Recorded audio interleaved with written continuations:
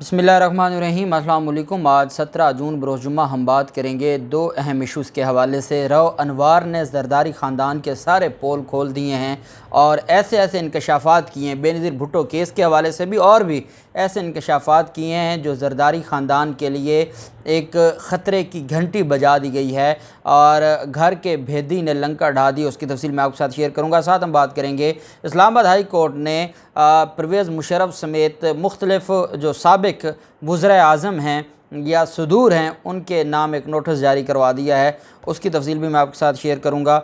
उससे पहले हम बात कर लेते हैं कि फैटफ की ग्रे लिस्ट से पाकिस्तान के निकलने की जो ख़बरें हैं, एक तो पूरी कौम उसमें मुबारकबाद की मुस्तहिक है। ये ऐसा काम था, ये बेसिकली ग्रे लिस्ट में पाकिस्तान को डाला गया था ज़रदारी और शरीफ ख़ानदान की मनी लॉन्ड्रिंग की वजह से। फिर जब इमरान खान की हुकूमत आई, इमरान खान की हुकूमत से पहले ही ग्रे लिस्ट में पाकिस्तान था।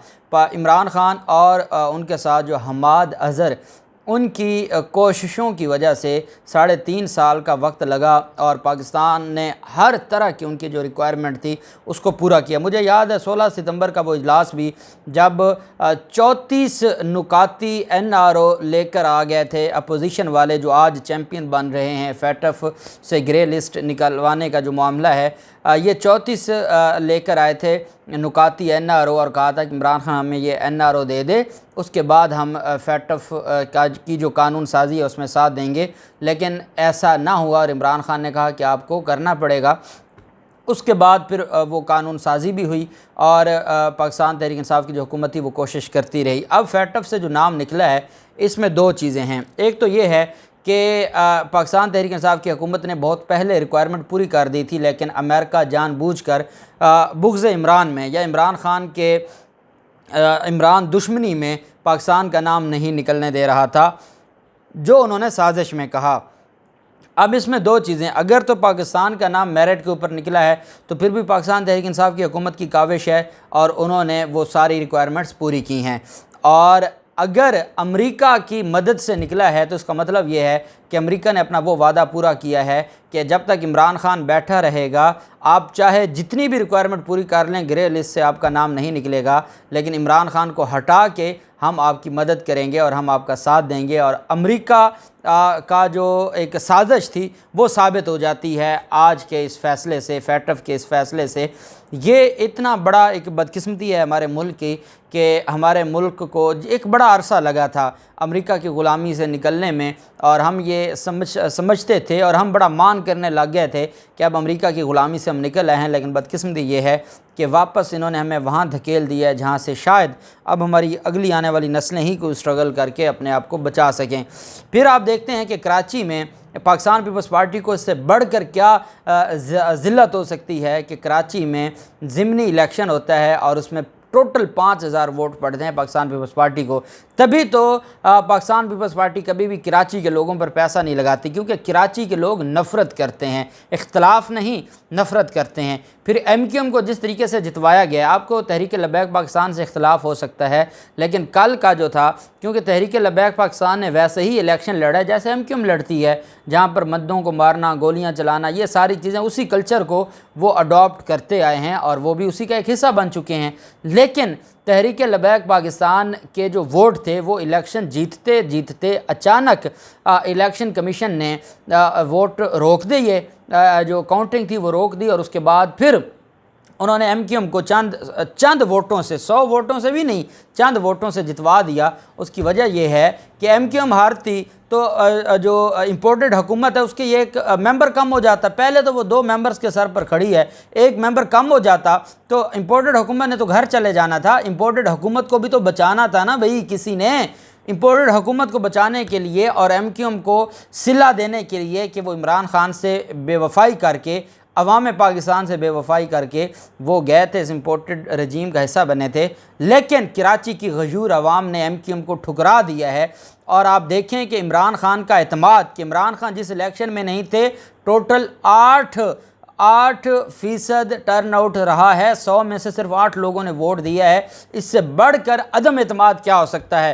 अवाम पाकिस्तान ने बेसिकली अदम एतमाद कर दिया है तमाम इदारों पर, अदालतों पर और इस रजीम पर जो इनको लेके आए हैं, जिन्होंने इनको सहूलत दी है, जिन्होंने इनको फ़ैसलों के ज़रिए बिठाया है, हमारे सर पर मुसल्लत किया है।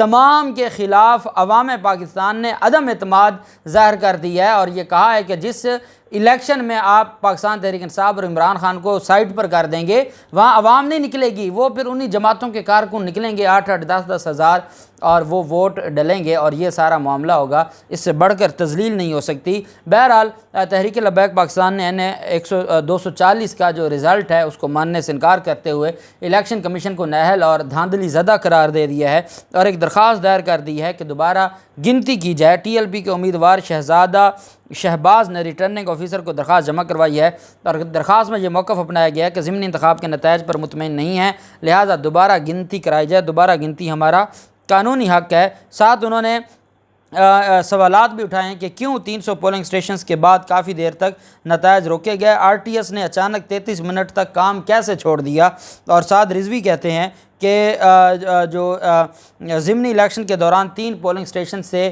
بیلٹ باکس اٹھایا گیا اور اس کی ویڈیوز بھی سامنے آ گئی ہیں بیلٹ باکس اٹھانے کی۔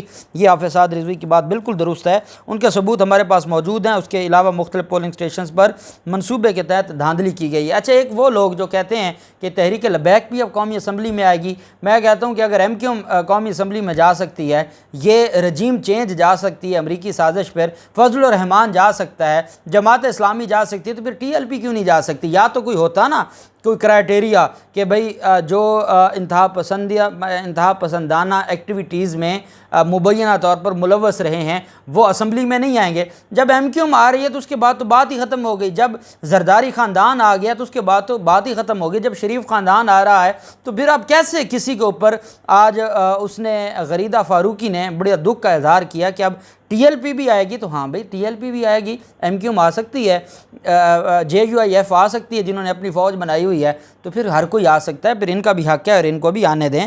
پھر جب ایسی اسمبلی ہے تو ایسے لوگ ہی آئیں گے۔ دوسری طرف وفاقی حکومت کو پرویز مشرف اور تمام وزراء اعظم کو نوٹس جاری کرنے کا حکم دیا اسلام آباد ہائی کورٹ نے۔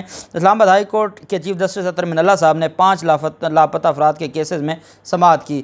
چیف جسٹس نے ریمارکس میں کہا کہ وفاقی حکومت کا کردار نظر نہیں آتا، اس عدالت نے احکامات دیے، عمل درآمد کیوں نہیں ہوا؟ سرکاری وکیل نے بتایا کہ سپریم کورٹ میں اس نوعیت کا ایک کیس ہے جس پر جسٹس اطہر من اللہ کا کہنا تھا اس عدالت میں جو کیس زیر سماعت ہے اس کی بات کریں۔ عدالت نے گزشتہ آرڈر پڑھ کے سنایا اور عدالت نے کہا کہ اسٹیٹ کی ذمہ داری ہے کہ عدالتی حکم پر عمل درآمد نہ کریں۔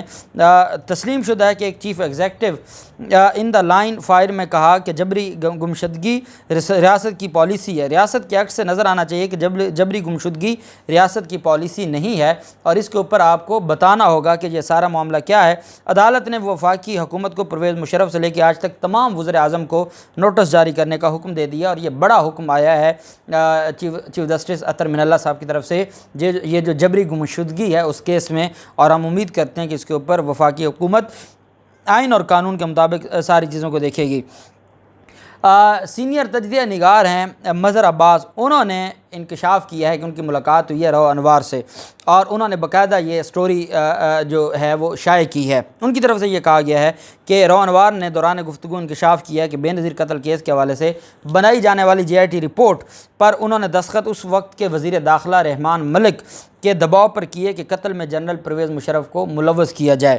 مظہر عباس کے مطابق رو انوار نے بتایا کہ میں نے دستخط سے انکار اس لیے کیا تھا کہ میں پرویز مشرف کا موقف جانے بغیر ان دستاویز پر دستخط نہیں کر سکتا اور میں نے یہ بات رحمان ملک کو بتا دی تھی کیونکہ زرداری خاندان اپنے آپ سے جو آصف زرداری تھے وہ ملبہ ہٹانے کے لیے وہ پرویز مشرف پر ملبہ ڈالنا چاہتے تھے اور بغیر انکوائری اور بغیر ان سے پوچھ گچھ کیے وہ ان کا نام رحمان ملک نے کہا کہ شامل کیا جائے۔ رو انوار کا کہنا تھا کہ بے نظیر کی جے آئی ٹی میں میرا اور بن یامین نامی پولیس افسر کا نام 2010 میں شامل کیا گیا تھا۔ مجھے نہیں پتا تھا کہ میرا نام اتنی تاخیر سے کیوں شامل کیا گیا، لیکن میرے اس افسوسناک واقعے کے حوالے سے خاصی شکوک و شبہات تھے۔ بے نظیر کے 2 بلیک بیری تھے جنہیں 3 سال تک جے آئی ٹی کے سپرد نہیں کیا گیا۔ سابق ایس ایس پی رو انوار نے مظہر عباس کو بتایا کہ اب چونکہ مشرف کی خرابی صحت کے حوالے سے خبریں آ رہی ہیں اور کہا جا رہا ہے کہ وہ زندگی اور موت کی کشمکش میں مبتلا ہیں، لہٰذا میں یہ بات ریکارڈ پر لانا چاہتا ہوں کہ مجھے سابق صدر پرویز مشرف کا بے نظیر قتل کیس میں کردار کہیں نظر نہیں آیا۔ بس بات ہی ختم ہو گئی۔ جو جے آئی ٹی زرداری نے جو JIT بنائی تھی اس کا ممبر ہے رو انوار، جو ان کا فیورٹ چائلڈ تھا، وہ یہ کہہ رہا ہے کہ مجھے پرویز مشرف کا کردار نظر نہیں آیا۔ اور اب بلاول زرداری پوچھیں نا آصف زرداری سے کہ آپ نے میری ماں کو مروایا ہے صرف صدر بننے کے لیے، لیکن کیونکہ یہ سارے ایک جیسے ہیں، جب وقت آئے گا بلاول زرداری کو اگر کسی کو ہٹانا پڑے گا وہ ہٹا دیں گے۔ وہ اوپر سے جو مرتضیٰ بھٹو کا جو معاملہ ہے وہ چلتا آ رہا ہے بدقسمتی سے، اور اس حوالے سے جب شواہد مانگے گئے تو وہ بھی نہیں ملے، لہٰذا جب JIT پر دستخط کرنے کو کہا تو میں نے انکار کیا۔